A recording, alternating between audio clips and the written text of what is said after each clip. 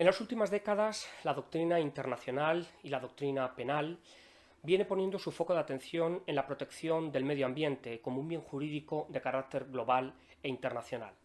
El profesor Nieto Martín sostiene que podríamos hablar de un derecho penal internacional del medio ambiente, una nueva rama del derecho penal internacional focalizada en la protección de este bien jurídico.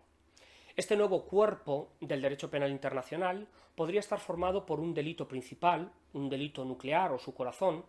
es el ecocidio. Sobre esta figura existen numerosos estudios y, por supuesto, propuestas que han llegado muy lejos, incluso en Naciones Unidas, como la famosa definición que propuso de ecocidio la abogada británica Polly Higgins, como esa destrucción masiva del ecosistema de un territorio que hacía que sus habitantes pudieran definitiva o en gran medida dejar de disfrutarlo.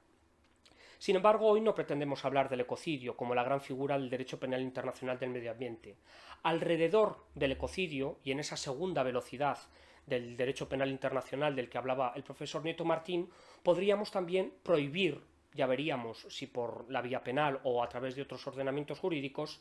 otro tipo de actividades contaminantes, gravemente contaminantes y con efectos además a largo plazo incluso irreversibles. Ese es el tema que nos ocupa ahora exactamente.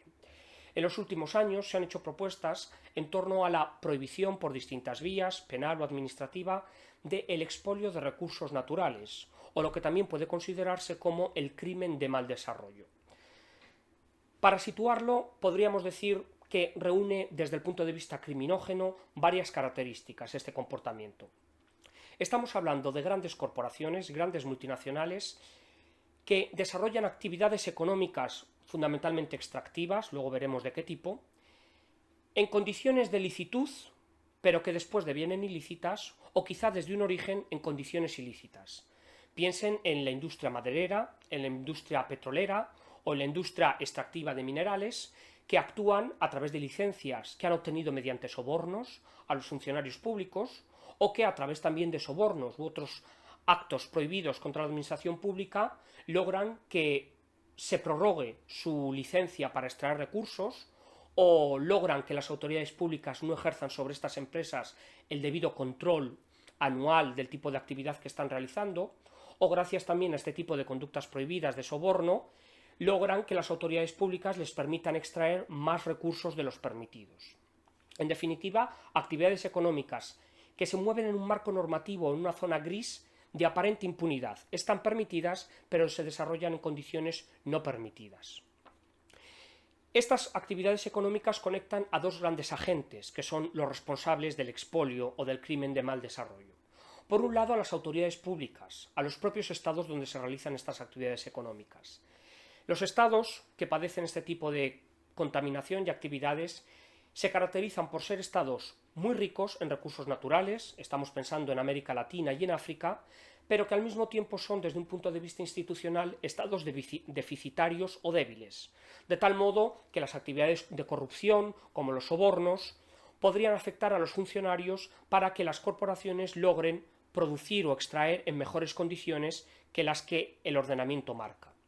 Junto a esos estados y esas autoridades públicas que además incluso llegan a malvender sus propios recursos porque los ofrecen a las empresas a sabiendas del crecimiento económico que van a obtener, pero convierten a sus propios países, como se les ha llamado, en paraísos de la impunidad y paraísos basura, dado que las empresas contaminantes europeas y estadounidenses ya no extraen los recursos europeos del viejo continente, sino que acuden a América Latina y con técnicas medioambientalmente devastadoras extraen sus recursos, dejando apenas pingües beneficios económicos para las comunidades locales.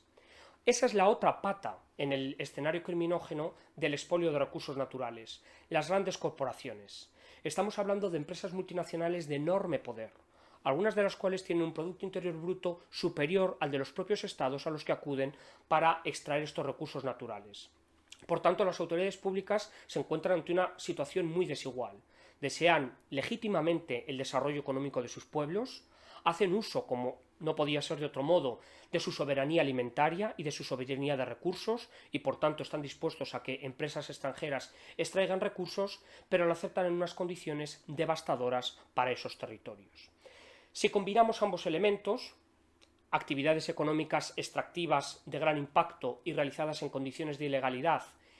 estados con estructuras institucionales deficitarias y grandes empresas, nos encontramos en el entorno de lo que se ha llamado la macrocriminalidad,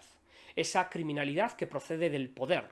esos delitos estatales corporativos que logran la aquiescencia o la benevolencia por parte de las autoridades públicas y que apenas dejan recursos o beneficios para las comunidades locales e indígenas, que son las verdaderas víctimas de estos delitos, junto, por supuesto, al medio ambiente. Llegados a este punto, ¿qué podemos hacer? Desde la doctrina del derecho penal internacional se han propuesto algunas definiciones de un nuevo delito de expolio de recursos naturales. Este delito ya veríamos si se castigaría por la vía penal, en cuyo caso efectivamente sería delito, o si podríamos apostar por otras vías quizá administrativas.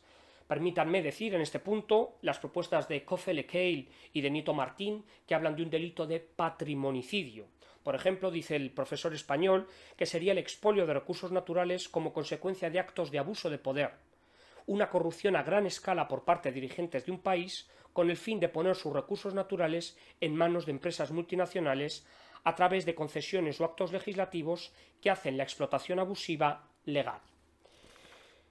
Castillo-Monterrey también ha propuesto una definición de este delito, lo ha llamado expolio de riquezas nacionales, como cualquier acto de sustracción dolosa de las riquezas de un Estado dirigido a la desposesión antijurídica de la población mediante la comisión de delitos individuales, tales como malversación, apropiación indebida o prevaricación, cometido como parte de un ataque generalizado o sistemático o parte de un ataque a gran escala contra esas riquezas. Al principio de esta exposición hemos utilizado también el concepto crimen de mal desarrollo. Es la otra cara del expolio. Está pensando en las comunidades locales como víctimas de una violencia económica, cultural, física por parte de esas grandes empresas para extraer y expropiar esos recursos. Esa es la denominación que propone la profesora argentina María Laura Böhm, diciendo que el delito de mal desarrollo sería un conjunto de interrelaciones y actividades en el contexto de políticas y emprendimientos económicos internacionales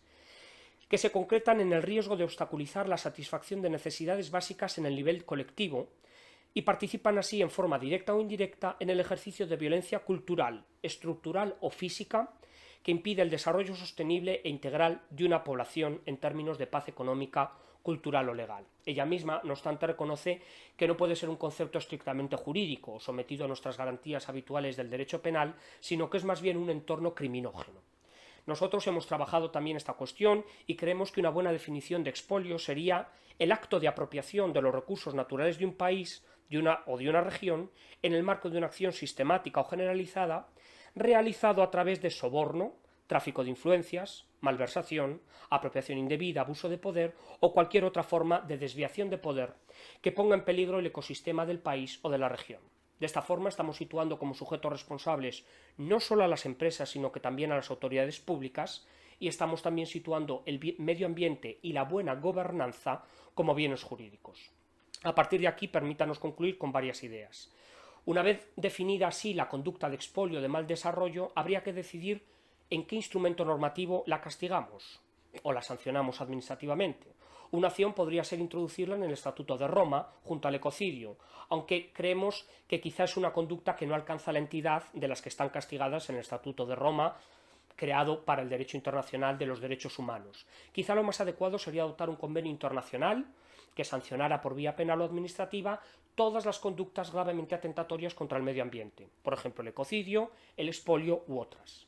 En segundo lugar, es clave extender la responsabilidad por estas conductas no solo a las personas físicas, sino también a las personas jurídicas. No es necesario adoptar un régimen de responsabilidad penal de personas jurídicas, porque esta es una cuestión todavía no zanjada en la doctrina internacional. Algunos estados lo hemos aceptado, pero otros no.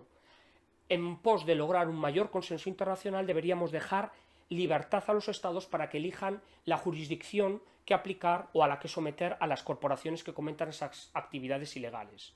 Por el mismo motivo, en tercer lugar, las acciones podrían ser penales o administrativas, o como se dice hoy en día, como dice Delmas Martín, sanciones funcionalmente equivalentes. Se trata de que persigan la función de sancionar a la empresa, aunque la naturaleza de la sanción y el contenido pueda ser plural. Por supuesto, no solo recurriendo a las multas o al decomiso, sino también a todo el enfoque de justicia restaurativa medioambiental que es clave, donde podemos apostar por proyectos medioambientales de recuperación de la zona, conferencias restaurativas, peticiones de disculpas a las comunidades locales. En definitiva, la justicia medioambiental restaurativa trata de integrar y de dar voz a la naturaleza y a las comunidades locales en el sistema de penas, que están siempre olvidadas estas víctimas en el modelo tradicional. Por último, ¿qué autoridad judicial juzgaría? Podríamos estar hablando, por supuesto, de la Corte Penal Internacional de Roma, del Estatuto de Roma, pero si decidimos salirnos del Estatuto, podríamos crear un nuevo Tribunal Internacional con competencia para graves violaciones del medio ambiente o de derechos humanos cometidas por grandes corporaciones, una de las propuestas que está detrás de las negociaciones en Naciones Unidas del Tratado Vinculante sobre Empresas y Derechos Humanos.